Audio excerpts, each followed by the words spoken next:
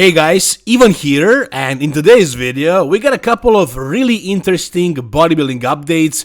The first thing we got is some bad news. Unfortunately, good Vito is out of the Pittsburgh Pro due to a muscle tear. Apparently, he tore his lat. And this is so unfortunate, man. Like, I was really hoping to see good Vito, probably an improved version of good Vito compared to Martin Fitzwater today, and compared to, of course, Nick Walker and Derek Lunsford and Michal Krizo. That would be like, he was a crazy good addition to this show, but it's not gonna happen. It's just not gonna happen. Apparently, based on what he says here, he tore his lat about a week ago, but he tried to keep going. He still wanted to really go to that stage to compete. He was hoping it's not gonna get too bad, because apparently it's not a huge tear. It's not like he tore the muscle off the bone or anything like that. He just has a tear in the middle of the muscle, and it's not like a too deep, too big of a tear. He says it's just a minor rupture of the muscle fibers, but it's still preventing him from training properly, and also, as you can see, it's swelling, so it's hurting his symmetry, and he wouldn't be able to really be at 100%, and definitely he wouldn't be able to look better than he did at his previous show, Arnold Classic Brazil.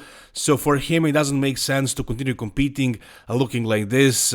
He has intense pain, as he says as well, and he was willing to endure it, but it's mainly an aesthetic issue, not just the bruising, but also the swelling of his entire right side.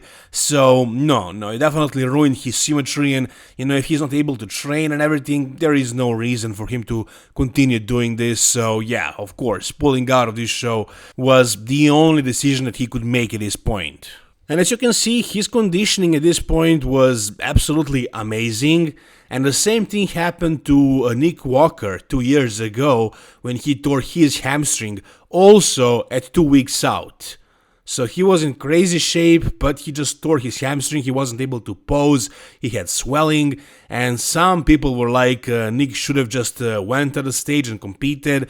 But of course, he wouldn't do it because he wouldn't be at 100%, and of course, good Vito is not going to do it for the same reason. Could he compete looking like this? Yeah, sure, but would he do well? No, he would lose to so many people, so what's the point? Anyways, it's really unfortunate that this happened to him at like 2 weeks out, guys. I mean, you're almost ready for the stage, everything is going well, your conditioning is coming along, and then something like this happens. This is bodybuilder's worst nightmare. And I'm sure most of us are kind of scared that this might happen to us when we're prepping. But even though your body is vulnerable in those last couple of weeks, you still have to keep training hard. And when something like this happens, like, there is nothing you can do about it. It just happens sometimes, and it's very unfortunate. So unfortunately, we won't be able to watch good Vito at the Pittsburgh Pro. Now, if this did not happen, if he was healthy until the end, and if he actually brought his A game to the Pittsburgh Pro stage, what would happen? That is the question. And we got this physique update from him, and he says that he is 1 week out here. So the tear happened at 2 weeks out, and this is what he looked like 1 week later, because he continued doing what he can, I guess, just dieting down, doing cardio, and doing what he can with his body, maybe training legs, maybe some other body parts on his body that were not affected by this tear. And he looked great. At 1 week out, this is looking very good in the side chest. But like, you can't see the front double or the front lat or the abs thighs or the back double or the back lat. There are 5 poses in which he wouldn't be able to hide this. He could hide it, I guess, in the side chest and the side tricep and the most muscular, but the rest of the poses, no, it was too swollen. So yeah, unfortunately, he wouldn't be able to be at his 100%, and there is no point for him to even compete. So yeah, complete disaster. I mean, the worst thing that happened to a bodybuilder when they're prepping for the show. Now he knows what Nick Walker felt like, and I hope good Vito won't receive criticism for pulling out of this show the way Nick Walker did. Like, what can you do in this situation? I mean, it's just, unfortunately, he didn't want this to happen. He wanted to show up to that stage and look good.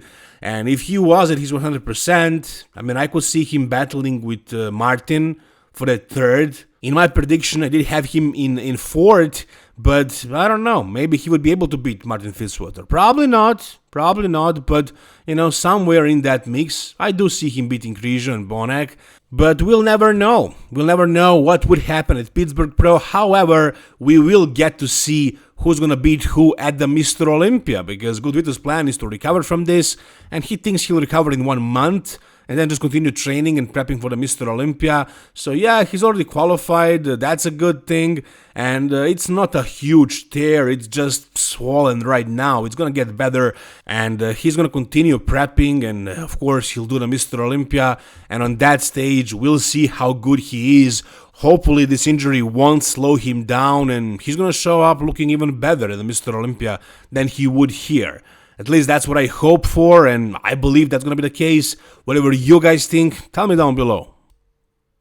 Alright, the next thing we got is something really interesting, and I don't even know how serious this actually is. But you guys know that everybody pretty much is complaining about all the lights and lasers and the show production behind the Mr. Olympia. Like, that stage gets pretty freaking crazy. And a lot of people wanted just a black drop, and that's it, just to focus on the physiques. But Dan Solomon, the president of the Mr. Olympia, didn't think that was the right decision. I mean, he spoke about this many times. For example, let me play this for you. Well, on one hand, we hear the critics gripe about the need for a black curtain backdrop, and I get it. I do. Don't think I don't understand that thinking. But the responsibility of the Olympia is to serve as a beacon of growth. So basically what he was saying, what he would say is that Mr. Olympia is the biggest show, the Super Bowl of bodybuilding, and the production needs to be the way it is, right? Like with all the lights and lasers and smoke and everything to make it look like it's something special, something crazy, an actual show, in hopes that it would attract maybe some other people who are outside of this sport. And as far as the other competitions, they can have black drops because they are smaller shows and people who follow bodybuilding regularly will watch them and not a lot of other people. And Mr. Olympia should be like maybe for bigger masses. And I get that, I completely get that. It's a huge show, it's supposed to be a show, not just a competition. But still, it's about bodybuilding, it's about the physiques, it should be about the physiques. They could probably do something about it, like at least at the pre-judging, have the black drop, adjust the lighting a little bit more to show the physiques at their best light, maybe tone it down a little bit with the smoke and the lasers. And here you got Dan Solomon saying, fine, you convinced me. I'll tell our production crew to quiet down the background. If they want black, give them black. Love you guys. Is he being serious here, or is he trolling us? I think he's just messing around. I don't think he's gonna do it. I mean, is he the kind of guy that would just like joke around like this? I don't think so, but then again, he spoke about this so many times and he was so sure that he doesn't want to do that, but now he's saying he's gonna do it. I mean, we already know that they're probably going to have Mr. Olympia in a bigger space, and the prize money pool is going to be larger this year. But as far as the black drop, I mean, personally, as a bodybuilding fan, I'm sure you also would agree, because if you're watching this, you're probably bodybuilding fans already. You don't care about the show, you don't care about the lights and lasers and stuff like that. You just want to see the physiques at their best possible light. I'm sure you would support this decision, but then again, I don't think this is real. I don't think he's being serious. But maybe he is. Maybe he is. We'll find out soon enough, I guess. Again, also, I don't know if he would announce something like this in a comment, in the Instagram comment. If he wants to announce this, he would probably make a proper video about it, something like that.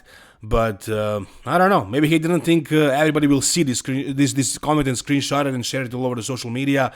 But it's out. Now, you guys tell me, do you think this is really happening?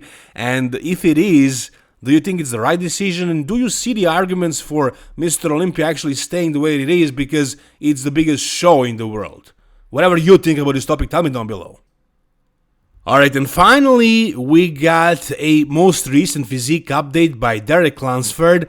Maybe it's his last workout or one before the last one, but this is pretty much it. This is kinda almost what you're gonna get on that stage, and in this physique update, he doesn't look as big and as full as he did throughout this entire prep. He finally looks a little bit flatter. So like I said, this is basically almost what you're gonna see from Derek on that stage. Again, he looks flatter, so I'm guessing he's gonna start carbing up right about now, and he has enough time to carb up until the show, and I'm also assuming he's gonna dehydrate a little bit more for the show as well. So yeah, as far as conditioning, this is it, but as far as the fullness and the dryness, that's gonna improve. And honestly, I like what I'm seeing right here. Like, if he was too big and too full, if he looked exactly the way he did it like 2 weeks out, I would be kind of worried about what he's gonna bring. Like, is he gonna be conditioned enough? Here it looks like he is going to be conditioned enough. I'm not gonna say he's going to be shredded, because I'm comparing him to guys like Michael Krijo or actually Nick Walker. I mean, Vito Bonak as well. Good Vito is not doing the show, but he looked freaking shredded at 1 week out. So I'm trying to figure out where Derek is in terms of condition compared to these guys. But you guys know that he was never the most shredded guy in this front upper body area, like throughout the shoulders and chest and arms. Where he shines the most conditioning wise is like his back, his glutes, his backside pretty much, and you know, his legs were pretty shredded at the Arnold Classic. So yeah, I think Derek is going to be maybe not the most conditioned guy, but conditioned enough, with really good shape, with a lot of size. And in all likeliness, he's going to win. I know he's the favorite, but I still believe that Nick can do it, because I feel like Nick is bringing something absolutely insane. And I kind of don't see Derek bringing his 100%. I think he's going to be on, but I would guess that he's going to be at like 95%, and I can see Nick at like 110%. But we'll see how well will their peak weeks go. I mean, Chris Cito really nailed it with Derek for the Arnold Classic. Will he be able to repeat that for the Pittsburgh as well, or are they going to miss it? And as far as Nick Walker, he's doing his first show with his new coach, Kyle Wilkes. We don't know how will that end up. Will that be good or not? But we'll find out. We'll find out soon enough, in a couple of days. Whatever your thoughts are, guys, tell me down below in the comment section. If you guys enjoyed this video, give it a thumbs up. For more content like this, guys, subscribe to the channel. Thank you so much for watching. See you soon. All the best, and bye-bye.